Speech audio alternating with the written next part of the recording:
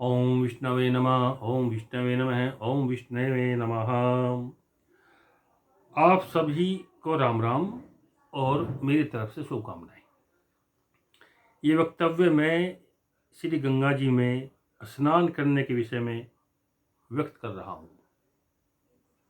आशा है इससे सनातन नियमों को धर्म लाभ प्राप्त होगा। प्रश्न यह है, मुझसे बहुत से मनुष्य कहते हैं कि पंडित जी, हम गंगा स्नान भी करते हैं, पितरों की अमावस्या भी मनाते हैं, होली दीपावली पर पहरावनी भी देते हैं, जो कोई कुछ भी बताता है वही करते हैं, परंतु हमारे तो पितर ही काबू में नहीं आते। क्या कारण है और इसका साधारण समाधान क्या है? इस प्रश्न के सर्वप्रथम श्री गंगा जी का नाम आया है, अतः मैं सर्वप्रथम श्री गंगा जी के विषय में बताता हूँ। उत्तर यह है कि गंगा जी का नाम, गंगा जी का स्मरण, गंगा जी का कीर्तन, गंगा जी का ध्यान और गंगा जी का स्पर्श और गंगा जल का पान, गंगा जल पीना, ये सभी मुक्ति प्रदान करते हैं। और श्री गंगा जी हमारे पापों का शमन करती है। और सभी को जानकारी है कि राजा श्री भगीरथ जी अपने पुरखों के उद्धार के लिए श्री गंगा जी को पृथ्वी पर लाए थे। अगर श्री गंगा जी स्नान के पश्चात भी आपको लाभ नहीं हो रहा है तो आपकी श्रद्धा में, भाव में अथवा क्रिया में कहीं कोई चूक है। अब मैं आपको श्री गंगा जी स्नान की विधि बता रहा हूँ। सर्वप्रथम पितरों की शांति के लिए श्री गंगा जी में अमावस्या तिथि को या पितर पक्ष में, जिन्हें कनागत भी बोलते हैं गांव की भाषा में, अथवा संक्रांति आदि पर्वों पर स्नान किया जाता है। यह स्नान आप श्री गंगा जी के घाट पर कहीं भी कर सकते हैं। ध्यान रहे, पितरों के निमित्त वही व्यक्ति स्नान कर सकता है जिसके पिताश्री की मृत्यु हो गई हो। अब मैं पितर शांति के लिए श्री गंगा जी में स्नान करने की विधि बता रहा हूँ। मेरा मानना है, मेरे बताए अनुसार, अगर आप श्री गंगा जी में स्नान करेंगे तो आपको 100% धर्म लाभ और पुण्य प्राप्त होगा। श्री गंगा जी जाने से 3 दिन पहले ब्रह्मचर्य का पालन करें तथा रात्रि में सोते समय अपने कुल देवता तथा पितृगणों का स्मरण करके सोएं और उनसे प्रार्थना करें। जिस दिन आपको श्री गंगा जी में स्नान को जाना है उस दिन ब्रह्म मुहूर्त में कुछ जल्दी उठकर शौच आदि से निवृत्त होकर शुद्ध तरीके से स्नान करें। पूरे शरीर को अच्छे तरह मल कर नहाए और भगवान श्री सूर्य नारायण को सर्वप्रथम अर्घ्य प्रदान करें। फिर अपने घर या घेर में खुले आकाश के नीचे एक स्वच्छ आसन बिछाकर और दक्षिण दिशा की ओर मुंह करके बैठ जाए। फिर अपने सामने एक जल का लोटा रखे, लंबी बत्ती वाला गाय के घी से एक दीपक जलाए और साथ में धूप बत्ती भी लगा दे। दीपक की लो भी दक्षिण दिशा में रखे। अब अपने आसन पर दक्षिण दिशा की ओर मुंह करके खड़े हो जाएं तथा दोनों हाथों को आसमान की ओर उठाकर इस प्रकार कहें, हे मेरे पितृगणों, मैं कुल देवता सहित आपका आह्वान करता हूं। कृपया आप मेरे साथ श्री गंगा जी में स्नान के लिए पधारें। फिर ऐसी कल्पना करें कि सभी पितरगण आ गए हैं। लोटे के जल से उनके पैरों पर छींटा लगाए, यह संपूर्ण जल उनके चरणों में अर्पित कर दे तथा पृथ्वी पर उनके चरणों में मस्तक रख दे और श्री गंगा जी स्नान के लिए प्रार्थना करे। प्रस्थान करते समय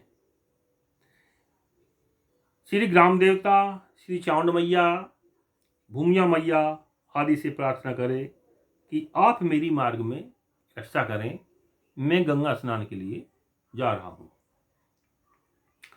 अब मार्ग में आपको बीड़ी, सिगरेट, पान, तंबाकू, गुटखा आदि का सेवन नहीं करना है। श्री गंगा जी पहुंचकर आप बिना शरीर मले गंगा में गोते लगाएं, सर डुबकी लगाएं। शरीर नहीं मलना है, शरीर का मैल नहीं उतारना है कहीं से भी।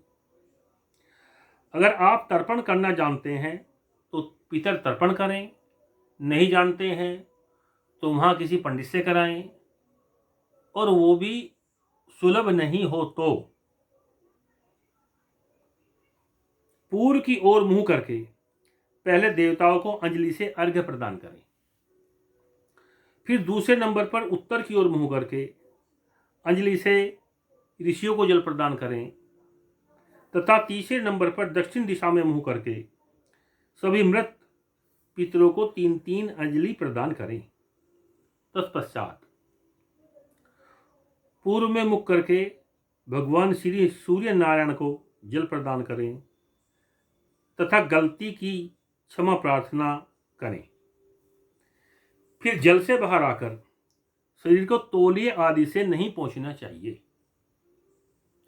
क्योंकि जो स्नान के बाद शरीर से जल की बूंदें नीचे गिरती हैं, एक विशेष जाति के पितृ उसी जल से तृप्त होते हैं।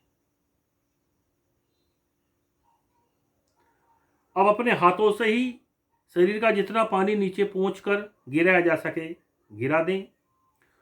शुद्ध वस्त्र धारण करें, गीले कपड़े घाट पर नहीं धोएं, उन्हें निचोड़कर किसी पॉलीथीन आदि में रख लें और फिर श्री गंगा मैया जी में फूल, फल, प्रसाद, दीपक आदि से अर्चन करें, अर्थात गंगा की पूजा करें, प्रार्थना करें। तत्पश्चात श्री गंगा जी के अमृत रूपी जल का पान करना चाहिए। अब आपको जल पीना है तथा घर लाने के लिए श्री गंगा जी से जल लेने के लिए प्रार्थना कर लेवें। हे गंगा मैया, मैं आपके जल को अपने घर ले जा रहा हूं, इसलिए आप मुझे आज्ञा दें ताकि आपका जल, यह अमृत रूपी जल मेरे घर में वही काम करे जो आपके यहाँ करता है। तथा प्रसाद आदि खरीदे, सामर्थ्य के अनुसार दान पुण्य भी करे, क्योंकि तीर्थ में बिना दान पुण्य किए तीर्थ का फल नहीं मिलता है। इसलिए आपको दान पुण्य वहां अवश्य करना चाहिए। फिर पितरों से प्रार्थना करें कि श्री कुलदेवता सहित मेरे साथ आए पितरगण यथा स्थान चलने की कृपा करें। जहाँ से मैं आपको लेकर आया हूँ, अपने गांव से, आपके स्थान से, आप वहीं पधारें।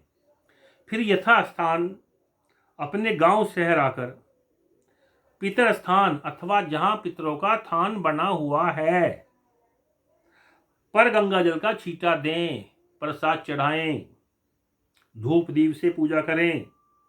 अपने ग्राम देवता, चामुंड, भूमिया आदि पर जल और प्रसाद चढ़ाएं तथा अपने घर आकर संपूर्ण घर में शौचालय तथा बाथरूम को छोड़कर सब जगह गंगा जल छिड़कना चाहिए। उसके पश्चात जो आप गंगा जी से गीले कपड़े लाए थे वो अपने हाथ से धोने चाहिए। धोने के पश्चात दोनों पैरों को एक जगह मिलाकर दक्षिण दिशा की ओर मुंह करके उन कपड़ों को पैरों पर निचोड़ें। इससे भी जो हमारे क्षुद्र पितर हैं वो तृप्त होते हैं। अगर ऐसा हम नहीं करते हैं तो वो पितर अतृप्त ही रहते हैं। आप अमावस्या आदि पर्वों पर श्री गंगा जी में इस विधि द्वारा स्नान करके परम शांति का अनुभव करेंगे तथा आपके पितर भी तृप्त होंगे, यह मेरा मानना है। इसमें आपका कोई अलग से खर्चा भी नहीं होगा, कोई एक्स्ट्रा खर्चा नहीं हुआ है। इस प्रकार करने से निश्चय ही आपको लाभ होगा। आप कम से कम 5 अमावस्या इसी प्रकार नहाएं, कोई ना कोई आपकी मनोकामना अवश्य पूर्ण होगी। अगर आपको वीडियो में कुछ प्रामाणिकता प्रतीत होती है तो इसे लाइक करें, शेयर करें, सब्सक्राइब करें। हो सकता है इससे किसी का भला हो। अगर 100 व्यक्ति ने इस वीडियो को देखा अथवा सुना और उनमें से किसी एक ने भी इस प्रकार गंगा स्नान किया और उसका लाभ हुआ तो मैं समझूंगा कि ये मेरी वीडियो सफल हुई। जय जय श्री राम। धन्यवाद।